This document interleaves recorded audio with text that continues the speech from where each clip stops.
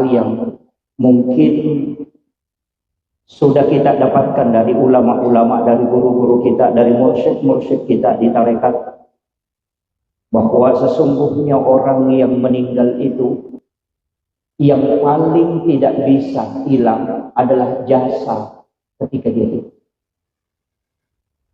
Orang itu akan dikenal dan orang itu akan dijanjikan surga itu karena jasanya, bukan karena harta. Kita tahu almarhum ini tidak mungkin berdiri kokoh masjid ini seandainya bukan karena jasa beliau. Dan itu yang tidak bisa hilang. Ke anak-anaknya pun, ke keluarganya tidak bisa pindah. Pasti melekat terus kepada beliau. Beliau sekian tahun wafat, itu melekat jasa beliau. Makanya ketika kita membuka beberapa literatur, baik itu hadis-hadis maupun penjelasan para ulama, ternyata ada satu kisah di mana wanita WTS ia memberi minum kepada anjing yang kehausan. Itu dimasukkan ke dalam surga. Kita belajar dari situ bahwa itu bukan karena harta, tapi itu karena jasanya. Makanya Bapak Ibu sekalian, siapa yang paling banyak jasa yang dia tinggalkan ketika dia hidup, maka insya Allah orang itu akan dikenang selamanya. Dan anak-anaknya tidak bisa mengambil jasa itu. Siapapun tidak bisa merebutnya. Selalu melekat pada dirinya. Orang tua yang dermawan, tidak akan orang mengatakan bahwa anaknya dermawan, tidak. Kecuali anak itu ikut mengikuti jejak bapak. Makanya saya ingin sampaikan, pelajaran yang besar kita bisa petik pada malam hari ini adalah melihat 20 tahun yang lalu, bahkan mungkin 40 tahun yang lalu, ketika beliau mungkin memulai masjid ini atau yayasan di sini, itu mungkin berat. Tapi memang Allah tidak pernah melihat ke hasil. Yang Allah inginkan adalah usaha kita, prosesnya. Seandainya orang berhasil karena dinilai berhasil karena hasilnya, maka Rasulullah dianggap tidak berhasil. Banyak nabi tidak dianggap berhasil karena hanya memiliki pengikut hanya sebagian kecil. Tapi karena perjuangannya, Rasulullah tidak meninggalkan harta warisan, tapi karena jasanya sehingga dia dikenang sampai hari ini. Itulah yang diikuti oleh almarhum, bahwa tinggalkan jasa ketika engkau hidup, maka engkau akan dikenang selamanya. Dan beliau sangat bersyukur. Sesungguhnya kalau kita mengatakan beliau itu tidak wafat, cuma memang istilah mati ini sebenarnya Pak agak janggal juga. Karena setiap malam kita mati. Makanya kalau kita kaji dalam tasawuf, sebenarnya tidur itu kan mati. Bahkan Rasulullah sudah menyampaikan ke kita bahwa an-naumu akhul maut. Bahwa tidur itu sebenarnya adalah mati, bersaudara dengan mati. Kenapa? Saya pernah tanyakan ke mursyid tarekat di guru kami, bahwa kenapa Rasulullah menyamakan tidur dengan mati. Bahkan doa tidur itu kan bismika Allahumma ahya wa bismika amut. Ketika kita bangun, alhamdulillahilladzi ba'da ma amatana wa ilaihin nusur. Kalau kita mau bahasa Indonesia kan, terima kasih banyak ya Allah, engkau telah mengembalikan kehidupanku setelah engkau mematikan aku. Dan Rasulullah memang mengatakan tidur itu adalah mati. Ternyata pelajaran dari tidur itu 90% akan koneksi dengan orang yang mati. Pertama, orang yang tidur ketika bermimpi itu bisa melihat padahal matanya tertutup. Ini pelajaran penting Pak yang kadang orang lalai. Orang yang tidur, atau tidak usah kita mengatakan orang, kita kalau kita tidur kemudian bermimpi, di saat kita bermimpi itu mata tertutup, tapi di dalam mimpi kita bisa melihat.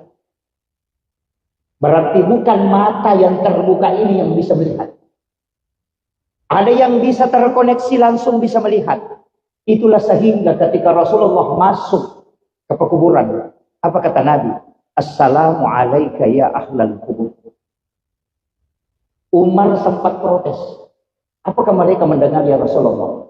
Apa kata Nabi? Hei Umar, lebih tajam pendengarannya orang yang meninggal dibanding orang yang hidup. Cuma engkau tidak mendengarkan dia menjawab, karena dia menjawab dengan ruhnya, bukan dengan jasadnya. Yang kedua, Rasulullah mengatakan bunyi telapak kaki, di riwayat dalam mengatakan bunyi sandal orang yang mengantarkan jenazah itu didengarkan oleh si mayit ketika mereka sudah pulang. Itu artinya apa? Bahwa orang yang meninggal itu lebih tajam pendengarannya dibanding dengan orang hidup, dan itu disampaikan langsung oleh Rasulullah. Inilah alasan kenapa kita tidak boleh menyebut keburukan atau membicarakan keburukan orang meninggal sudah meninggal, walaupun kita membicarakan di rumah jauh dari kuburannya, karena itu bisa tembus pendengarannya. Itu lebih tajam. Yang kedua, orang tidur ketika dia bermimpi dipukuli atau bermimpi dikejar anjing gila atau mungkin di kecelakaan, ketika dia bangun dia akan merasakan sakit pada badannya, bahkan mungkin dia ngos-ngosan, padahal dia tertidur pulas di atas tempat tidur. Apa yang membuat badannya sakit? Apa yang membuat dia ngos-ngosan padahal dia tidak meninggalkan tempat tidur? Itu ibaratnya orang yang disiksa di alam kuburnya, jasadnya tidak disentuh, tapi ketika ruhnya terkoneksi maka dia akan merasakan sakit yang amat. Inilah kenapa Rasulullah mengatakan an-naumu aqul maut. Tidur itu bersaudara dengan maut. Yang sekarang ini banyak orang yang tidak percaya dengan azab kubur, dengan mengatakan apa yang hancur, apa yang dimakan cacing, apa yang disiksa, itu karena tidak belajar pada tidur. Makanya dari situ juga ulama kita mengatakan bahwa sesungguhnya orang yang meninggal itu kan disebut tutup usia. Jadi usianya yang tertutup, tapi kitab catatan amal itu tidak pernah tertutup. Hanya dia akan terbuka selamanya. Innama tuwaffawna ujurahum yaumal qiyamah. Sampai dunia kiamat baru ditutup. Makanya orang yang meninggal itu sebenarnya beruntung, Pak. Lebih dulu meninggal. Kenapa? Dosanya bisa berhenti, tapi ibadah yang pernah dia lakukan akan terus mengalir. Walaupun nanti Rasulullah sudah menyampaikan beberapa hal, makanya saya sering, Pak, mungkin saya salah satu penceramah, banyak di antara kita salah satu penceramah yang selalu menyampaikan kemudahan-kemudahan dan amalia-amalia untuk jalur mendapatkan asbab keselamatan. Kenapa? Karena Rasulullah sudah membuka lebar pintu-pintu surga untuk kita. Terus terang, saya sering menangis ketika membaca hadis-hadis Nabi, ketika membaca bagaimana usaha Rasulullah untuk menyelamatkan umatnya. Itu luar biasa, Pak. Maka saya mengatakan, sudah sempurna betul semua cara Nabi memblok supaya kita tidak celaka. Cuma kalau kita yang cari-cari masalah mau celaka, ya memang. Begitu. Kenapa? Coba kita dengarkan doa Rasulullah yang pertama dia minta. Umur umatku jangan panjang ya Allah. Itu dia yang minta. Makanya di dalam hadis itu disebutkan likulli syai'in hasabi wa hasabi ummati baina sittina wa sab'in. Antara 60-70 tahun. Kenapa dia minta tidak sama dengan umat-umat terdahulu? Ada yang sampai 300 tahun. Karena Nabi khawatir kalau dia melakukan dosa terlalu lama dihisab. Itu yang tidak diinginkan Rasulullah. Kalau ada bupati 2 periode, Pak, lama diperiksa itu. Jadi kalau ada bupati cuma 3 bulan, itu periksanya sebentar. Ya, kan begitu. Makanya umat Rasulullah, Nabi tidak inginkan terlalu panjang umurnya. Makanya dia minta antara 60-70 tahun. Makanya ulama tasawuf selalu mengatakan orang yang meninggal antara 60-70 tahun sebenarnya adalah panggilan Rasulullah untuk. Antara 60-70. Dan kita beribadah sebenarnya kalau dihitung-hitung tidak banyak. Tidak banyak. Makanya nanti ada ulama kita itu pakai istilahnya Imamul Ghazali. Yang berdasarkan hadis Nabi juga. Kalau kita buka dalam kitab Hiyah itu. Bahwa umatku adalah umat yang terbaik karena dia meninggalkan satu kebaikan menuju ke kebaikan yang lain. Oh, ini penting sekali, Pak. Ini yang membuat kita khalidina fiha di dalam surga. Karena surga itu kan kita kekal di dalam. Padahal pahala kita kan tidak kekal. Tidak. Istilahnya dia terbatas. Umur kita 60 tahun. 70 tahun, 80 tahun. Mungkin 100 tahun maksimal. Tapi kok bisa kekal di dalam surga? Padahal pahala kita kan terbatas. Begitu. Apa yang menyebabkan? Imam Nawawi di Dimashq itu menjelaskan bahwa yang menyebabkan manusia itu kekal di dalam surga karena niatnya melakukan kebaikan. Makanya seperti tadi kita sholat isya di sujud terakhir itu niatkan memang sholat subuh. Ini dia bilang orang Bugis sampai tepat tuh. Iya. Karena niat sholat itu ada dua, Pak. Satu niat mau sholat, yang kedua niat sholat. Niat sholat itu bisa di takbiratul ihram, tapi niat mau sholat itu di ujungnya. Karena kapan kita putuskan di situ, tidak nyambung ke waktu berikutnya, itu fatal.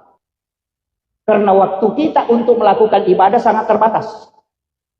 Makanya, kenapa ada ulama mengatakan, saya meninggal di kebun pun mati syahid. Saya meninggal di sawah pun bisa mati syahid. Meninggal di atas tempat tidur itu mati syahid. Karena saya meninggal menuju ke sholat. Karena dia niatkan memang untuk sholat. Jadi kemana dia berjalan, itu pasti menuju ke sholat. Itu kuncinya. Inilah yang menyebabkan kita bisa kekal di dalam surga. Makanya jangan putus itu. Itulah makna hadis Nabi, umatku adalah umat yang terbaik. Karena dia meninggalkan satu kebaikan, menuju ke kebaikan yang lain. Inilah yang ditafsirkan ulama tasawuf mengatakan, kenapa salam dalam sholat itu ada dua. Salam ke kanan dan salam ke kiri. Orang salam itu kena dua, bertemu dan berpisah. Karena kau bertemu dengan waktu berikutnya, salam, sambung dulu, baru kau lepaskan waktu setelahnya. Jangan lepaskan sholat isya sebelum kau sambung ke sholat subuh. Itu ada beberapa versi, tapi saya tidak bahas semua. Cuma saya pakai yang berkaitan dengan ini.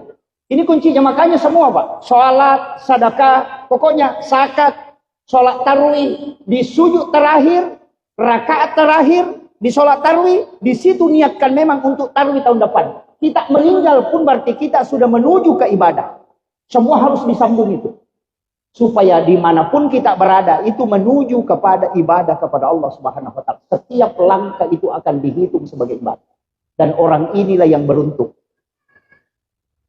Kalau kita tutup, Assalamualaikum warahmatullahi wabarakatuh, Assalamualaikum warahmatullahi, nanti masuk waktu lagi baru disambung. Oh, 5 menit saja nilainya ibadahnya. 5 kali 5 kali sholat berarti tidak cukup setengah jam. Kalau sholatnya tidak cukup setengah jam, baru gosip setengah jam, itu bangkrut, itu sudah, Pak. Sudah habis itu. Kemudian yang kedua, karena umur kita pendek, dari situ juga Rasulullah meminta jalur supaya ibadah itu dilipat gandakan. Makanya menjadil hasanati falahu asru amsalih. Itu kuncinya. Makanya setiap satu kebaikan itu dilipat gandakan menjadi 10. Tapi kalau dosa, satu aja itu ditulis. Tapi kapan ditulis? Ketika tidak bertaubat. Jadi Nabi minta, nanti keburukan dosa yang dilakukan umatku, nanti kau tulis ketika dia tidak bertaubat. Tapi ketika dia bertaubat, maka aku mohon kepadamu, ganti dia menjadi kebaikan. Itu rahmat Allah betul itu. Makanya saya bilang kalau kita masuk neraka, Pak, celaka betul. Ini baru 2. Apalagi yang diminta oleh Rasulullah. Dulu umat-umat terdahulu itu ketika dia sedekah, dia disuruh berdoa. Umatnya Nabi Musa ketika sedekah dia berdoa. Umatnya Nabi Isa ketika berdoa, bersedekah, disuruh berdoa. Tapi untuk umatnya Rasulullah, Nabi minta dibalik. Yang bersedekah tidak disuruh berdoa, tapi yang menerima sedekah disuruh berdoa. Saya pernah tanyakan tentang hadis ini. Ke salah satu mursyid mereka, kenapa yang disuruh berdoa, yang menerima, padahal yang beribadah, yang bersedekah? Ternyata ada rahasianya. Ketika Rasulullah melihat sedekah di dalam sedekahnya orang-orang ketika dia Isra Mi'raj, sedekahnya umatnya ada yang tertolak karena riya. Maka Nabi minta ketika pulang dari Isra Mi'raj, dia minta supaya dibalik. Yang berdoa, yang menerima. Kenapa? Karena tidak ada orang yang menerima sedekah riya. Adakah orang menerima sedekah riya? Tidak ada. Yang riya itu yang memberi. Makanya ketika orang yang menerima tidak riya mendoakan orang yang riya, itu bisa terbalik. Sedekahnya bisa diterima. Itu permintaannya Rasulullah dikabulkan oleh Allah. Itu hebatnya, Pak. Cuma banyak sekarang orang kalau dikasih tidak berdoa. Kasih saja terima kasih. Wah, itu bukan doa itu, Pak. Kayaknya mestinya kita doakan. Itu Nabi sudah balik itu. Itu luar biasanya, Pak. Dan tidak ada nabi yang diberikan otoritas. Kenapa Rasulullah itu bisa memberi syafaat? Makanya almarhum ini, itu jalur keselamatannya sudah banyak sebenarnya, Pak. Termasuk orang-orang ulama kita yang sudah meninggal itu jalur keselamatannya luar biasa. Pertama, jalur syafaat. Sebenarnya saya sering mengatakan, jangan pernah bicarakan surga dan neraka dalam ibadah. Kalau kita bicara hakikat, jangan pernah bicarakan surga dan neraka. Orang sholat karena surga atau orang sholat karena takut neraka. Sebenarnya Kalau kita kaji dalam ilmu hakikat, itu keliru. Karena surga dan neraka itu makhluk, bukan khalik. Jadi surga itu kan hadiah, neraka itu kan balasan. Jadi dua hal ini bukan khalik. Padahal kita mengatakan inna sholati wa nusuki wa mahyaya wa mamati lillahi rabbil alamin. Di situ bukan di jannah atau di khaufinnar, bukan. Tapi kita mengatakan lillahi rabbil alamin. Makanya kunci keselamatan itu cuma dua, Pak. Yang pertama jalur rahmat, yang kedua jalur syafaat. Itu kuncinya. Kalau kita dapat rahmat, pasti surga. Karena rahmat itu pasti datangnya dari Allah. Kalau kita dapat jalur syafaat, itu datangnya dari Nabi, Rasulullah. Makanya satu-satunya yang bisa memberi syafaat mutlak, itu cuma Rasulullah. Nabi yang lain kan tetap bisa menolong umatnya. Tapi yang bisa memberi syafaat mutlak, itu cuma Rasulullah. Kenapa? Itu alasannya dua, Pak. Yang pertama, karena sholat tahajud itu diwajibkan untuk Rasulullah. Nah, dari sholat tahajud inilah sehingga Nabi diberi otoritas bisa memberi syafaat. Satu. Yang kedua, semua ibadah itu disandarkan kepada Allah. Tapi untuk Rasulullah dan umatnya, ada yang disandarkan ke Nabi, ada yang disandarkan ke Allah. Mana? Haji wajib. Tapi ada umrah yang sunnah. Ibadah sunnah itu sandarnya ke Nabi. Ibadah fardu itu sandarnya ke Allah. Tapi kenapa Nabi dikasih otoritas? Itu karena bisa memberi syafaat. Nabi yang lain tidak ada. Nabi Isa kalau perintah Allah, perintah Allah. Tidak ada perintahnya Nabi Isa. Pokoknya turunan saja. Dari situlah semua ibadah dibagi dua. Semua ada sunnahnya. Puasa ada wajib, ada sunnah. Kemudian zakat wajib, sedekah sunnah. Sholat wajib, ada sholat sunnah. Kemudian haji wajib, umrah sunnah. Itu semua. Syahadat wajib, kemudian sholawat sunnahnya. Kenapa ada sunnah? Itu otoritasnya lari ke Nabi. Dan yang sunnah ini penggabungan. Bukan hanya karena Rasulullah dihadiahkan, tapi amalan Nabi-Nabi terdahulu. Kan sekarang banyak kan yang mengamalkan amalannya Nabi-Nabi terdahulu. Seperti amalannya Nabi Adam. Sering kita amalkan. Itu puasa Ayyamul Bid. Puasa putih. Kenapa dikatakan puasa putih? Itu bukan puasanya Rasulullah. Bukan. Tapi karena Rasulullah mengetahui inilah yang dilakukan Nabi Adam sehingga seluruh badannya menjadi putih. Karena puasa hari pertama sepertiga badannya putih. Puasa hari kedua 2/3 badannya putih. Puasa hari ketiga seluruh badannya menjadi putih. Makanya disebut puasa putih. Dari situlah Rasulullah minta berikan juga puasa ini untuk umatku. Karena ini terbaik juga puasa ini. Makanya Rasulullah mengatakan siapa yang puasa 3 hari dalam 1 bulannya, di pertengahan itu disebut Ayyamul Bid, maka sama kalau dia puasa 1 bulan penuh. Itu puasa muti, bukan puasanya Rasulullah, sebenarnya itu puasanya Nabi Adam. Tapi dihadiahkan kepada Rasulullah karena dia yang minta. Jadi banyak ibadah-ibadah itu Pak sebenarnya kita minta. Sama sedekah. Sedekah itu bertingkat-tingkat. Saya baca beberapa riwayat. Sedekah itu kan ada 5 tingkatan. Yang pertama sedekah rahasia. Yang bersedekah tidak tahu siapa yang dia sedekahi. Yang menerima sedekah pun tidak tahu siapa yang mensedekahi. Sudah ada yang bisa melakukan ini Pak. Yang disedekahi tidak tahu siapa yang sedekahi, yang bersedekah pun tidak tahu siapa yang disedekahi. Ini orang Pak tidak dibawa ke Siratal Mustaqim, baru di padang mahsyar sudah dijemput, itu hadis. Sementara berjalan menuju kepada mahsyar, menuju ke tempat perkumpulan, kemudian dijemput oleh malaikat, Allah mengutus malaikat khusus, ambil si fulan. Jangan kau biarkan dia ke sana bersama dengan orang lain. Bawa dia ke tempat yang sangat mulia. Maka diselamatkanlah dia. Makanya sahabatnya mengatakan, mana fulan bin fulan? Tadi berjalan bersama kami, kok hilang? Malaikat mengatakan, jangan cari dia. Karena Allah membawanya ke tempat yang mulia. Siapa mereka? Mereka yang bersedekah yang tidak tahu siapa yang dia sedekahi. Dan yang disedekahi pun tidak tahu siapa yang mensedekahi. Dan bagaimana caranya? Gampang Pak. Yang penting mau. Saya dulu itu bingung. Bagaimana caranya bersedekah itu orang tidak tahu. Kita juga tidak tahu siapa yang disedekahi. Ternyata bisa. Datang ke pondok pesantren tahfizul Quran, datang ke pondok-pondok pesantren, datang ke panti asuhan, datang ke tempat-tempat yang bisa kita bantu orang. Tanya gurunya, tanya pembinanya, adakah anak yatim piatu di sini? Dia mengatakan ada, tidak usah kasih tahu saya namanya, jangan perlihatkan saya fotonya. Saya mau bayar ongkosnya sekolah di sini atau menghafal di sini sampai selesai, tapi jangan pernah beritahu dia bahwa saya membantunya dan jangan pertemukan saya dengan dia. Itulah maksudnya. Yang membantu tidak melihatnya dan yang dibantu pun tidak tahu siapa yang membantu. Itu dijemput khusus. Kalau yang dikumpul baru dibagikan amplop baru disorting, oh ini diperiksa itu. Sini diperiksa itu. Seperti sedekahnya caleg. Itu diperiksa itu. Itu tingkatan yang paling tinggi, Pak. Ada di bawahnya. Kalau sedekah, kalau mau ambil di bawahnya apa? Kalau ada orang yang minta sedekah, kasih kunci tempat uang. Kalau ATM, kasih PIN ATM. Biarkan dia mengambil sesuai berapa yang dia butuhkan. Itu masih susah. Karena dia ustaz takut. Saya dapat informasi dari guru tak bahwa ada salah satu donatur di Universitas Al-Azhar Kairo Mesir. Itu ketika tiba waktunya mahasiswa dibantu dengan untuk pembelian seragam, dia hanya menyerahkan nomor dan kunci peti besi kepada bendahara Al-Azhar bahwa uang ada di sana, silahkan ambil, kalau kurang sampaikan, kalau ada sisanya simpan. Itu tidak pernah dia mau tahu berapa yang dia sedekahkan. Tapi anehnya, setiap sudah ditutup kemudian dia buka ketika bermalam satu malam, itu justru penuh. Tapi susah. Itu tidak mudah. Palingan yang kita bisa lakukan, mengumpul uang di saku. Kalau lewat celengan, ada uang 100, ada uang 50, ada uang 100. Ketika lewat celengan, tutup mata, tarik satu lembar, jangan lihat, masukkan ke dalam celengan. Itu hadis qudsi.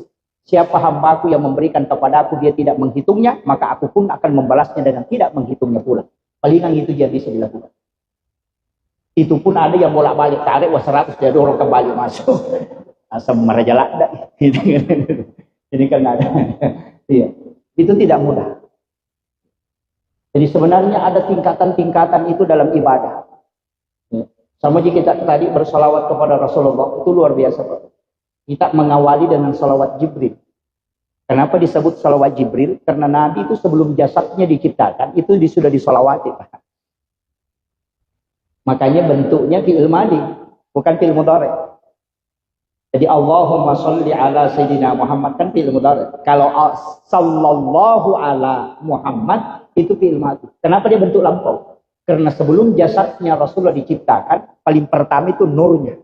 Makanya dalam Al-Quran disebutkan, ini yang dipakai dalil ulama sufi. Qad ja'akum minallahi nurun wa kitabun mubin. Jadi qad ja'akum minallahi, telah datang dari Tuhan nurun, cahaya.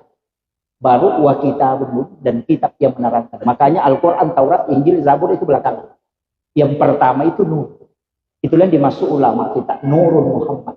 Makanya malaikat Jibril itu bersalawat mengatakan sallallahu ala Muhammad, bukan Allahumma sholli. Kenapa bentuknya fi'il madhi? Karena jasad belum diciptakan tapi sudah disolawati. Yang disolawati adalah nurnya. Makanya disebut salawat Jibril. Makanya kita pakai, kalau mahalul qiyam kan itu yang dipakai, sallallahu ala Muhammad. Kenapa bukan Allahumma sholli? Karena yang kita salami adalah nurnya Rasulullah. Walaupun nanti itu kan terbagi. Dua perintah itu bersamaan sebenarnya. Mengirimkan salam dan sholawat. Cuma kadang kita lupa. Sering kita penceramahkan kalau ngomong, mari kita mengirimkan salam dan sholawat. Baru dia bilang Allahumma sholli ala Muhammad. Dia lupa satu itu. Mengirimkan salam, assalamu alaika ya Rasulullah. Kalau mengirimkan sholawat, Allahumma sholli ala Muhammad. Makanya dalam sholat itu lebih dahulu assalamu alaika ayyuhan nabiyyu, baru sholawat di belakangnya. Apa bedanya dua hal ini? Kalau salam koneksi, kalau sholawat syafaat. Itu bedanya. Makanya siapa yang banyak mengirimkan salam itu untuk koneksi dengan Rasulullah. Tapi siapa yang banyak mengirimkan sholawat, maka dia akan mendapatkan syafaat. Kan dua kuncinya, Pak. Dari semua ibadah, yang paling dominan ibadah itu besar potensi keselamatannya. Cuma sholawat. Kita tidak hitung dulu sholat. Kalau zikir ya, kalau sholat kan lain, berdiri sendiri. Dari semua ibadah, puasa, apa, pokoknya semua ibadah. Yang potensinya untuk membawa keselamatan, itu cuma sholawat. Kenapa? Karena dia dimensi dua. Allahumma sholli ala Sayyidina Muhammad wa ala ali Sayyidina Muhammad. Itu dikirim ke Allah, dibalas menjadi 10 kalau satu kali. Nah sholawatnya Allah itu rahmat, jadi itu 10 kali. Kemudian malaikat juga bersalawat kepada kita.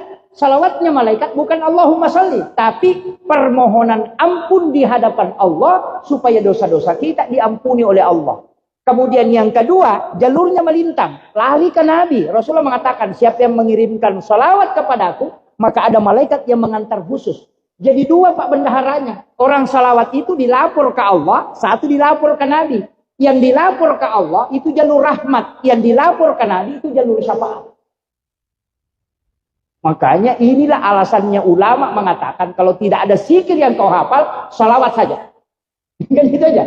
Karena di dalam salawat unsurnya tiga. Yang pertama pengampunan, yang kedua syafaat, yang ketiga rahmat. Kan sudah dapat tiga-tiganya kan? Ini makanya banyak orang lebih memperbanyak salawat ketika dia berzikir. Dan orang yang sudah berzikir dengan membaca salawat itu bisa langsung minum. Tapi membaca la ilaha illallah dan istighfar jangan langsung minum. Itu di Imam Nawawi. Kadang-kadang kalau kita sudah berzikir kemudian agak kering tenggorokan kita langsung minum. Jangan, kecuali sudah salawat. Biarkan jin dalam darah itu terbakar. Makanya sama dengan orang sholat tarawih. Kadang selesai salam ambil lagi air, minum lagi, baru berdiri lagi. Oh itu mesti membakar jin dalam tubuh. Makanya sebenarnya orang sholat itu ketika keringatan kata Nabi itu berkah besar. Karena itu pembakaran jin dalam darah. Itu ruqyah langsung itu. Cuma ruqyah diri dengan itu. Makanya sebenarnya termasuk minum air itu mesti niatkan terus. Jadi jangan minum saja. Dalam sekali minum itu Pak bisa 4 manfaat, bahkan bisa 50 manfaat. Kalau kita sakit-sakit, ya minta air itu menjadi syifa. Bacakan suratul Fatihah, bacakan salawat, salami Rasulullah baru minum. Iya, jangan minum airnya saja. Yang kedua, minta supaya dia membantu kita bisa khusyuk dalam sholat. Niatkan. Minta supaya dia bisa membangunkan kita tahajud. Minta supaya dia tidak keluar pada saat ada kita di dalam masjid. Kan ada orang Pak, di dalam masjid baru bolak-balik ke WC. Kenapa? Itu karena dia tidak minta ketika dia minum. Syekh Khalil Bangkalan, salah satu ulama, muassis Nahdlatul Ulama, itu belajar di Mekah. Hanya sekali 1 bulan buang hajat. Itu karena setiap makanan dan minuman dia minum, itu dia minta supaya jangan keluar 1 kali 1 bulan. Karena dia tidak mau buang hajat di Makkahul Mukarramah. Dia keluar untuk buang hajat. Dan itu hanya sekali 1 bulan. Itu karena minta. Makanya kalau kita mau minum, ya minta. Ambil air, doakan, minta kepada Allah. Supaya air itu tidak keluar melalui jalur air kencing. Tapi bisa keluar melalui keringat. Kita di dalam masjid berjam-jam tidak akan keluar, tidak bisa bolak-balik keluar. Kenapa? Karena doa kita yang tadi minta air itu. Dan itu dilakukan. Ulama dulu begitu Pak. Cuma kita sekarang ini kalau minum langsung 1 kali hantam. Iya. Bahkan saya dapat dalam satu riwayat itu ketika minum berbolak-balik 3 kali. Bismillahirrahmanirrahim. Kemudian minum Alhamdulillahirrahmanirrahim. Bismillahirrahmanirrahim. Kemudian minum lagi. Baca Alhamdulillahirrahmanirrahim. Kemudian Bismillah lagi. Kemudian minum. Baca Alhamdulillahirrahmanirrahim. Baru letakkan. Selama air itu masih ada di dalam perutnya, maka dia tidak akan melakukan dosa besar. Berkahnya minum dengan 3 basmalah.